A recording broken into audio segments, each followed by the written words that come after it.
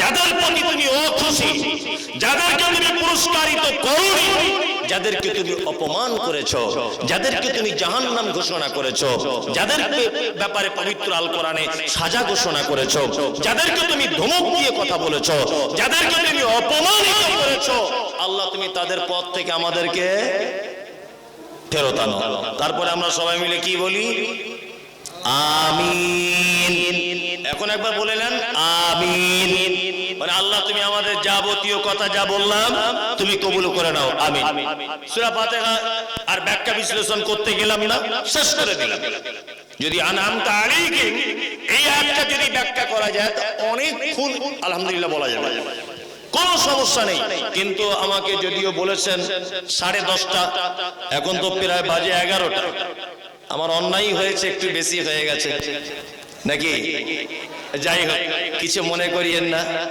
মানে প্রতিদিনের বক্তব্য, প্রতিদিন। সে অক্টোবরের 9 তারিখে বাড়ি থেকে এসেছি, প্রতিদিন চলছে, প্রতিদিন। গলারও কোনো সমস্যা হয় না, ক্লান্ত বলেও কিছু নেই, ঘুমেরও সমস্যা নেই, খাওয়া দাওয়ারও সমস্যা নেই, পেটেরও সমস্যা নেই, কোনো কিছু সমস্যা নেই। আমি তো মনে করি এটা উপর থেকে কাজ হচ্ছে, তাছাড়া কোনো মানুষের পক্ষে সম্ভব নয়। প্রতিদিনের এই কাজ সম্ভব নয়। আলহামদুলিল্লাহ, এতক্ষণ পর্যন্ত সূরা ফাতিহার হালকা চেষ্টা করেছি আপনাদেরকে বোঝানোর জন্য।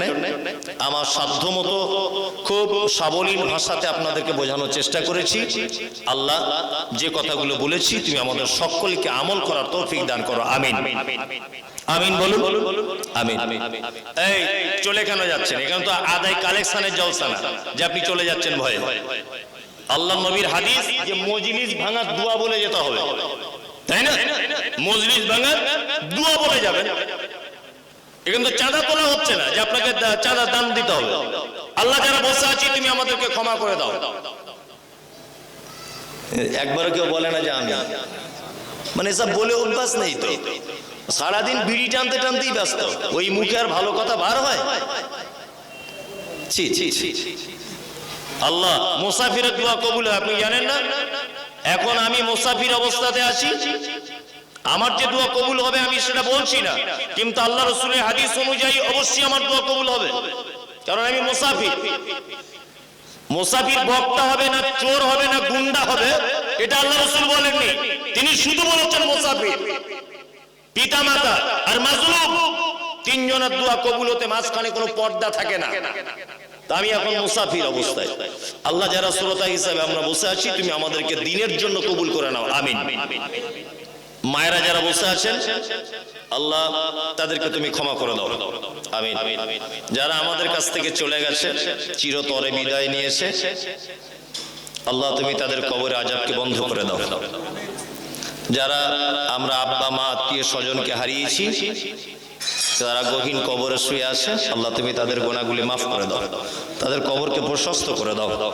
আল্লাহ সারা পৃথিবীর যেখানে যে অবস্থাতে মুসলিমরা নির্যাতিত, মুসলিমরা কষ্টের ভিতরে আছে, আল্লাহ তুমি তাদেরকে শিফায়ে কুল্লে দান করো, আমিন। আল্লাহ আমাদেরকে অতদিন পর্যন্ত ডেকো না যতদিন না তোমার কাছে যাবার মতো উপযুক্ত হতে না পারি, আমিন। আর বিশেষ একটা দোয়া করি, যারা এখানে বসে আছেন আপনাদের কাছে অনুরোধ যে আপনারা অন্তত পক্ষে 5 ওয়াক্তের সালাত আদায় করুন। স্কুলের যে সমস্ত মাস্টার মশাইরা আছেন আপনারা আমার থেকে অনেক সিনিয়র, জ্ঞানের দিক দিয়ে সিনিয়র, বয়সের দিক দিয়ে অনেকজন সিনিয়র আছেন। আমার মায়ের হিসাব অনুযায়ী আমার এই মোটামুটি 33 বছর বয়স খাতা কলমে, এবং আমার মায়ের হিসাবে আমার থেকে সিনিয়র জুনিয়র যারা আছেন, এরকম জলসা দিয়ে যদি আপনি মনে করেন যে আপনার জীবনে সফলতা আসবে না, আপনি পবিত্র আল কোরআন মানতে চেষ্টা করুন। অন্তত পক্ষে আলহামদুলিল্লাহ আপনাদের এখানে খুব সুন্দর মানে সালাত অর্থাৎ নামাজ পড়ার ব্যবস্থা করা আছে। আপনারা অন্তত পক্ষে আল্লাহ সুবহানাহু ওয়া তাআলার মানে ফরজ যেটা করেছেন সালাত, এটা পড়ার চেষ্টা করবেন সকলে ইনশাআল্লাহ। ইনশাআল্লাহ যারা শ্রোতা হিসেবে আছেন আপনারাও অন্তত পক্ষে 5 ওয়াক্ত সালাত আদায় করুন ভাই। এটা ছাড়া জান্নাত যাওয়া যাবে না, একদম যাবে না।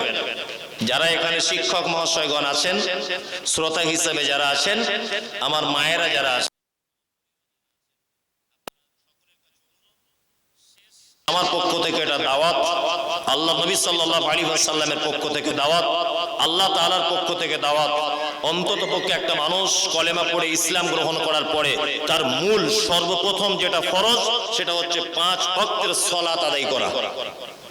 ইনশাআল্লাহ আমরা 5 ওয়াক্ত সালাত আদায় করব ইনশাআল্লাহ। ইনশাআল্লাহ শেষ করে দিন। মজলিস ভাঙার একটা দোয়া আছে, সকলেই মজলিস ভাঙার দোয়াটা বলে ভদ্রতা বজায় রেখে এখান থেকে যাবেন। কেউ মানে ডিস্টার্ব করবেন না রাস্তাঘাটে। সুবহানাকাল্লাহুম্মা ওয়া বিহামদিকা, সকলেই বলুন সুবহানাকাল্লাহুম্মা ওয়া বিহামদিকা আশহাদু আল্লা ইলাহা ইল্লা আনতা আস্তাগফিরুকা ওয়া আতুবু ইলাইক। আসসালামু আলাইকুম ওয়া রাহমাতুল্লাহি ওয়া বারাকাতুহু। Hello hello.